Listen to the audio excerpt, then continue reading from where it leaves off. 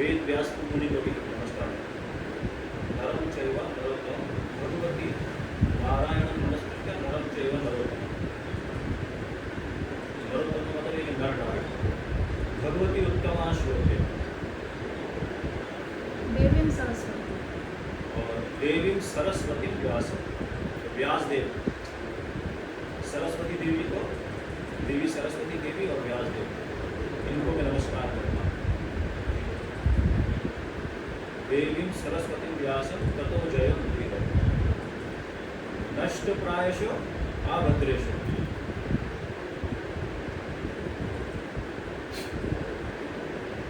नष्ट प्रायशो भद्रेषु। तो नष्ट का मतलब होता है कि नष्ट हो जाना। क्या चीज नष्ट होती है? आभद्रेषु यानी जो ऑब्स्टिकल्स हैं हमारे और हमारे पूर्वजनों के सारे जो दुष्ट कर्म में होती है उनका नाश हो जाए। नष्ट प्रायशो अभद्रेषु। भद्रा सुभद्रा को बोलता है ना? और आप भद्रा बोलते हैं अनौस्पिशियस। भद्रा का मतलब ऑस्पिशियस, आप भद्रा अनौस्पिशियस। ठीक है, तो आप भद्रा जो है वो चला गया यानी अनऑस्पिशियस जो है वो डिस्ट्रॉय हो जाता है। भक्तिर भवती नष्ट प्रायशो भद्रेषु नित्यम भागवत सेवा। जब नित्य का मतलब होता है कि डेली बेसिस पे हम भागवत का श्रवण करें यानी सेवा का मतलब होता है कि सुनना, उनको बोलना या सुनना। नित्यम भागवत सेवा। तो इससे क्या होगा? हमारे आप भद्रों से चले जाएंगे।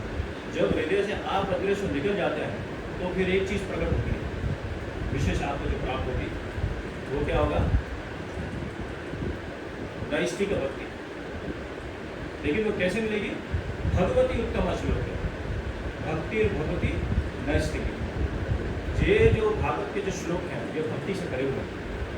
इन श्लोकों का जो पाठ होगा, श्रवण होगा, तो फिर क्या होगा? नैष्ठिक भक्ति आपको प्राप्त। अब नैष्ठिक भक्ति किसको बोलते हैं?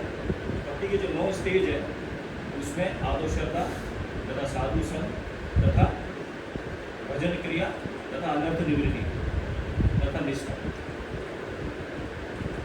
वो निष्ठा का स्टेज हमको प्राप्त है।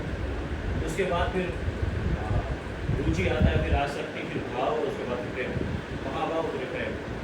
इस तरह 9 स्टेज है। ठीक है ना? भक्ति रसम शुद्ध भक्ति।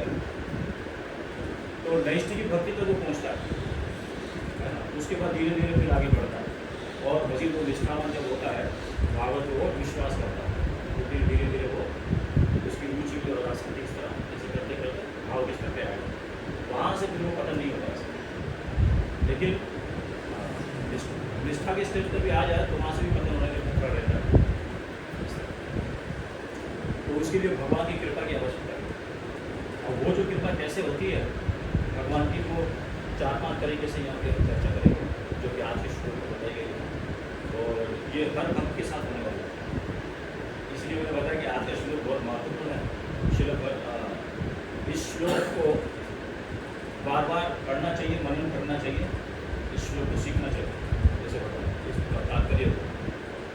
और भक्ति सिद्धांत सरस्वती ठाकुर उनकी एक पत्र पद्यावली, पत्रावली जिसको बोलता है।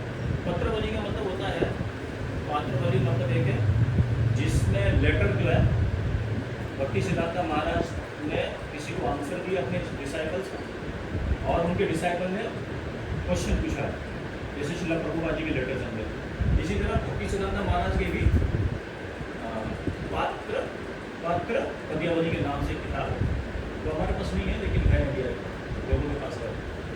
ठीक है, तो उसके अंदर जो है ना भक्ति सिद्धांत महाराज के डिसाइपलों के साथ आदान प्रदान जो करा है, ठीक है ना, उसके बारे में पूरी चर्चा है और ये सारे भक्ति से संबंधित सवाल है।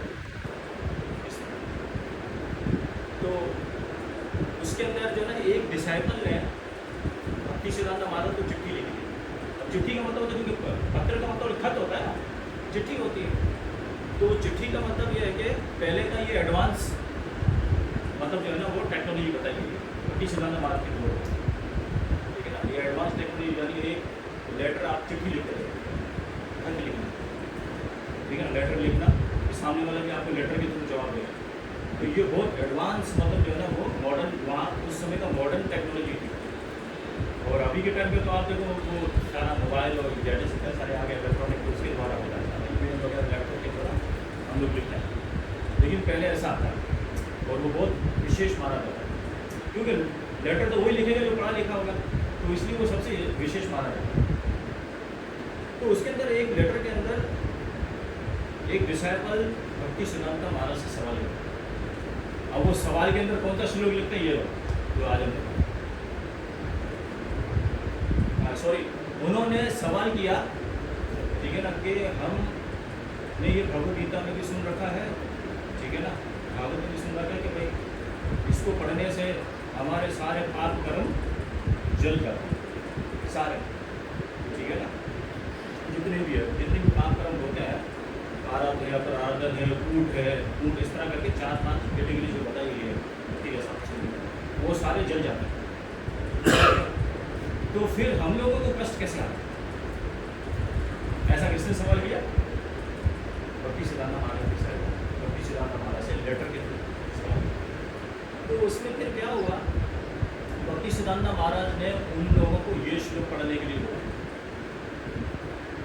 बोला रीड दिस वर्स, और इस श्लोक के ऊपर बोला मनन करो, आपको जवाब मिल जाएगा। इसका पर्पट दोबारा हम पढ़ेंगे, भगवान बड़े आए और आगे चल के दोबारा ऐसी पॉइंट आएंगे तो कुछ इसमें अलग अलग लेवल्स बताएंगे। तो भक्ति सिद्धांत ने ये, भक्ति सिद्धांत महाराज ने ये बोला। फिर कुछ भक्तों के और भी लेटर तक लिखे गए थे भक्ति सिद्धांत महाराज को, जिसमें ये लिखा था कि भक्ति में हमको बहुत परेशानियाँ हो रही है, बहुत मुश्किलें आ रही है, झंझटें आ रही है, क्या करें। तो फिर भक्ति सिद्धांत महाराज ने उनको एक और मशवरा दिया, प्रेम भक्ति चंद्रिका एक पुस्तक है, उसको पढ़ने के लिए बोला वो भी पढ़ा, ठीक है ना, बोला प्रेम भक्ति चंद्रिका और शरणागति पुस्तक, शरणागति पुस्तक है जो भक्ति विनोद ठाकुर ने लिखी है, जिसमें शरणागति के अलग अलग स्तर बताया गया, बोला वो पढ़ेगा, आपको आंसर मिल जाएगा। लेकिन ये श्लोक का भी मेन बोलते हैं, बोला अगर आपको जवाब चाहिए, मुश्किल आ रही है ना, परेशानी में, भक्ति में बड़ा कठोर लगा है ना, ये श्लोक पढ़ना समझना, ये भक्ति सिद्धांत महाराज से। फिर उसके बाद हम यहाँ पर देखते हैं कि प्रभुपाद ने श्रील प्रभुपाद कहते हैं कि भक्ति करने से सारे पाप नष्ट हो जाते हैं। भगवद गीता का एग्जाम्पल रेफरेंस दिया, हाँ, भगवद गीता का रेफरेंस दिया प्रभुपाद ने, ठीक है। तो जब हम भक्ति करते हैं, सेकंड पैराग्राफ, सुसमीक्षमाण सत्य सूचित करता है कि भक्त अपने पूर्व पाप कृत्यों के कष्टकारक फलों का भोग करते हुए भी भगवान की कृपा की प्रतीक्षा करता है।